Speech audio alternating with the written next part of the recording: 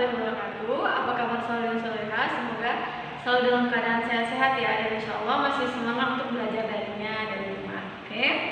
Untuk hari ini kita akan belajar bahasa Indonesia, yaitu di subtema 3, di buku tematik 5H, subtema 3 di halaman 83. Silakan kalian buka. Hari ini ya, di sini kita akan belajar bahasa Indonesia tentang mengidentifikasi informasi penting dalam teks non-fiksi.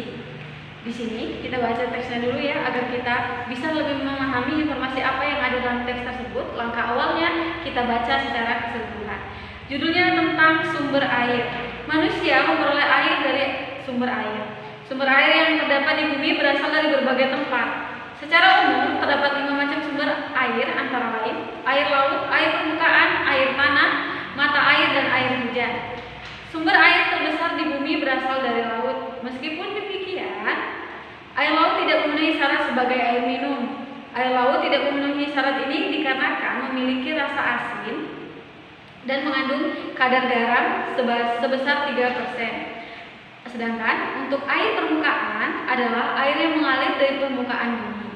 Air permukaan antara lain air sungai, air rawa, atau danau.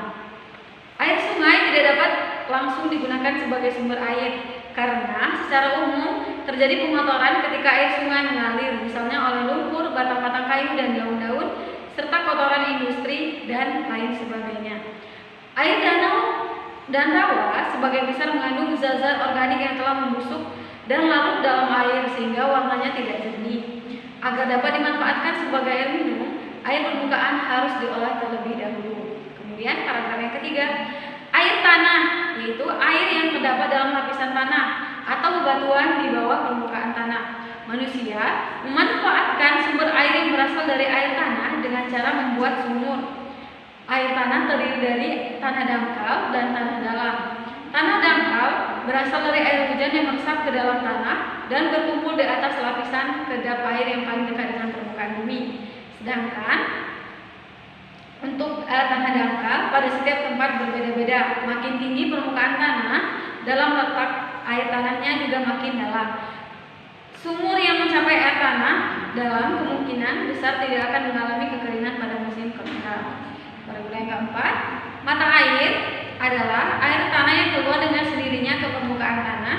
Kualitas mata air sama dengan air tanah dalam. Ketersediaan mata air hampir tidak dipengaruhi oleh musim. Kemudian yang kelima, paragraf kelima, sumber air lainnya berasal dari air hujan. Air hujan dapat dimanfaatkan sebagai air minum dengan cara ditampung dan diolah lebih dahulu. Air hujan dapat mengandung kotoran, misalnya berasal dari industri. Selain itu, air hujan juga bersifat mudah menyebabkan korosi atau karatan. Itu teksnya. Kemudian, bagaimana cara kita mengidentifikasi dan membuat peta pikirannya? Sebelum kita mengidentifikasi informasinya, kita akan membuat peta pikirannya. Agar informasi itu lebih menarik, kita akan membuat peta pikiran. Apa itu peta pikiran? Peta pikiran adalah suatu cara mencatat yang kreatif, efektif, serta dan secara harfiah dapat memetakan pikiran-pikiran kita. Dengan peta pikiran ini kita bisa menangkap informasi secara lebih detail. Bagaimana caranya agar informasi tersebut bisa lengkap kita identifikasi? Yaitu yang pertama, kita catat ide pokoknya terlebih dahulu. Ide pokoknya terlebih dahulu, kita mencatat ide pokoknya terlebih dahulu dari setiap paragraf. Kemudian yang kedua, kita kembangkan atau catat lagi kalimat-kalimat penjelasnya sehingga informasi itu dapat kita peroleh. Setelah itu, dari kalimat penjelas itu kita bentuk poin-poinnya. Bisa dibentuk dengan peta pikiran juga. Setelah dibuat ya, barulah kita dapat menuliskan ide pokok dan kalimat penjelas tersebut ke dalam suatu bagan dalam peta pikiran. Jadi, untuk membuat peta pikiran itu kita harus tahu dulu ide pokok, kemudian ide atau kalimat penjelas dari ide pokok yang ada. Oke, itu tadi ya untuk peta pikiran, yaitu suatu cara mencatat yang kreatif, efektif, serta secara harfiah dapat memetakan pikiran-pikiran kita agar kita mendapatkan informasi yang ada dalam sebuah teks non-fiksi. Untuk materi berikutnya akan disampaikan oleh Bu Yuni.